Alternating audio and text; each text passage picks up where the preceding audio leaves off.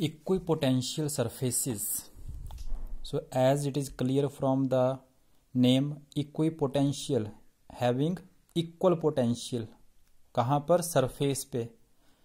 The surface at every point of which electric potential has the same value. एक ऐसा surface जिसके हर point पे potential की value same होगी. That is called equipotential surface. Now in your book there are equipotential surfaces for the different type of charge configurations. आपकी NCERT book में अलग अलग कॉन्फ़िगरेशंस के लिए इक्विपोटेंशियल सरफेसेस की शेप दिखा रखी हैं. First one for a point charge, for a single point charge. What is the shape of equipotential surface? Charge के अराउंड इक्विपोटेंशियल सरफेस कैसा होगा? तो कैसा होगा for a single point charge? तो सिंगल पॉइंट चार्ज के लिए we know that potential at any point is given by the formula 1/4πε0 Q by में R. This is the electric potential for a single point charge. तो single point charge के around at a distance R potential की value ये होती है. And this R can be in any directions. ये R distance इस direction में भी हो सकता है, in this direction, in this direction, in this directions. At this distance R, इस डिस्टेंस R पे आप चार्ज के अराउंड 3 डायमेंशन में कहीं भी चले जाइए, हर पॉइंट पे पोटेंशियल की वैल्यू सेम होगी. क्योंकि सिर्फ आपने मैग्नीट्यूड देखना है, डायरेक्शन तो इसमें नहीं होती है. तो what does it mean? Q charge के अराउंड आर को रेडियस मानते हुए कैसा सरफेस ड्रॉ करें? If we draw a sphere, अगर एक स्फेरिकल सरफेस ड्रॉ किया जाएगा तो आप कह सकते हैं at every point of this sphere, इस आर रेडियस के स्फीयर के with charge at the centre, at every point electric potential की वैल्यू सेम होगी given by this formula. So this one surface considered as an equipotential surface.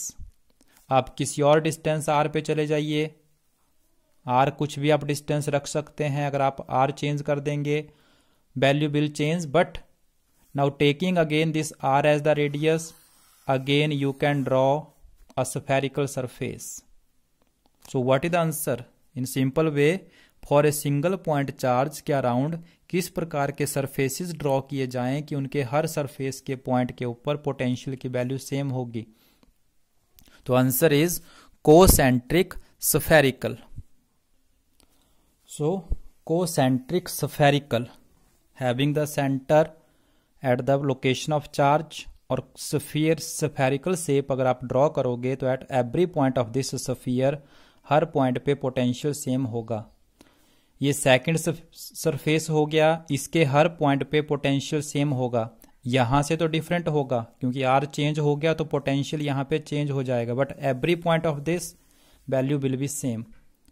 So this is the answer और this is the figure. ये आपको draw करने भी आने चाहिए. इसमें एक और चीज जो आपने नोटिस करनी है, as we move away from the charge, the separation between the two consecutive equipotential surfaces that go on increasing, वो बढ़ता जाएगा. नजदीक में अगर आप देखोगे, अपनी बुक में फिगर को आप देखोगे तो नियर बाई जो हैं वहां पे इक्विपोटेंशियल सरफेस एक दूसरे के ज्यादा क्लोज हैं. लेकिन जैसे जैसे आप दूर होते जाओगे the separation between two successive equipotential surfaces के बीच में इंक्रीज होता हुआ दिखाना है आपने. So like this one. So this is the figure from your NCERT book.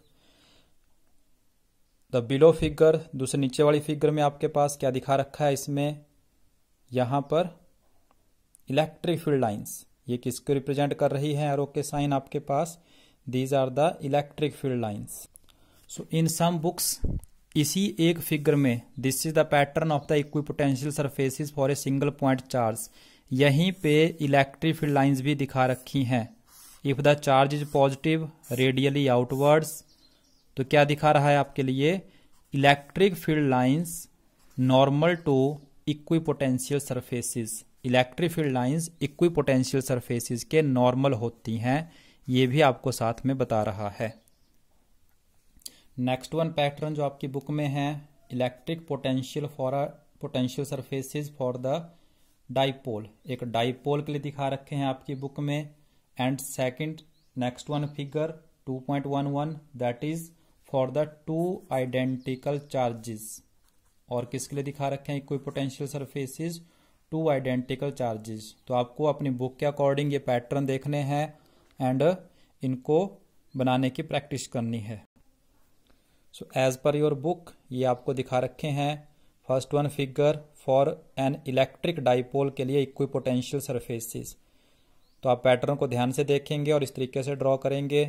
And this one is the pattern of equipotential surfaces for two identical charges. One more pattern जो आपकी book में है, this one that is for uniform electric field के लिए equipotential surfaces का pattern. सो आप देख सकते हैं for the dipole from your book, लगभग चार्ज के अराउंड तो कैसे दिखा रखे हैं, स्फेरिकल हैं और नियर बाई क्लोज हैं, बट जैसे जैसे आप दूर होते जाएंगे सेपरेशन बढ़ता जा रहा है और बाहर की साइड को गैप ज़्यादा दिखा रखा है अकॉर्डिंग टू योर बुक। तो इस प्रकार का पैटर्न रहता है। जबकि टू आइडेंटिकल पॉजिटिव चार्जेस के लिए अगर आप ड्रॉ करोगे, नेगेटिव के लिए भी सिमिलर होंगे। इन दिस वे कुछ इस प्रकार के दिखा रखे हैं, अगर आप इनको ध्यान से देखोगे इस तरफ को गैप ज्यादा है इनमें। So this is the pattern of equipotential surfaces for two identical charges। तो ये आपको ड्रॉ करने आने चाहिए। For uniform electric field, uniform electric field के लिए कैसे होते हैं इक्विपोटेंशियल सरफेसेस, तो आप अपनी बुक में देख सकते हैं।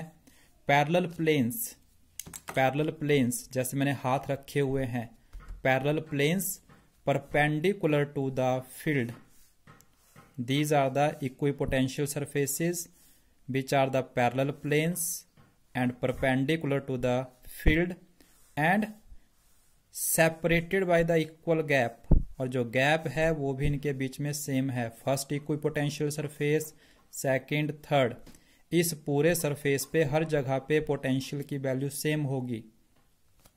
ये सेकंड है, इस पे यहां से डिफरेंट होगी बट इसके हर पॉइंट पे पोटेंशियल की वैल्यू सेम होगी। थर्ड इक्विपोटेंशियल, इसके हर पॉइंट पे पोटेंशियल की वैल्यू इनसे तो डिफरेंट होगी बट इसके हर पॉइंट पे सेम होगी। But separation as the field is uniform, तो separation between two equipotential surfaces कैसा होगा, इक्वल होगा। इस केस में फील्ड यूनिफॉर्म है। बट हैं कैसे equipotential surfaces, parallel planes perpendicular to field.